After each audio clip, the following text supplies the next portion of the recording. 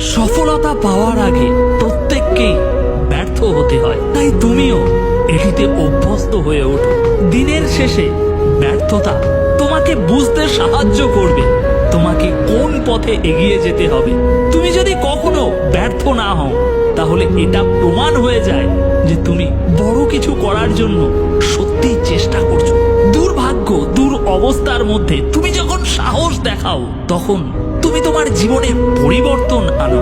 এই উত্তেজনামূলক মোটিভেশন স্পিচগুলো তোমাকে কখনোই কোনোদিন সেটেল হতে দেবে না অ্যাভারেজ হওয়ার জন্য। তোমার ভিতরে সাহস যোগাবে হাজারো প্রতিকূলতার মধ্যে লড়াই করে বিজয়ী হওয়ার জন্য।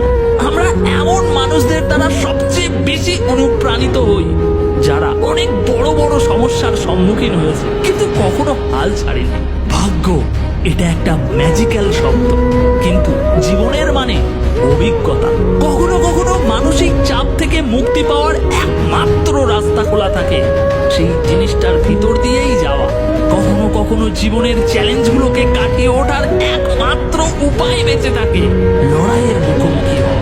লাইফের প্রত্যেকটি ব্যাটেল আমাদেরকে অমূল্য শিক্ষা দেয়। হয় সেই শিক্ষা থেকে আমরা শিখতে পারি, কিংবা সেটা অস্বীকার করে দিতে পারি। From a evolutionary perspective, the human mind's primary goal তোমাকে সুরক্ষিত রাখা, নিরাপদ রাখা।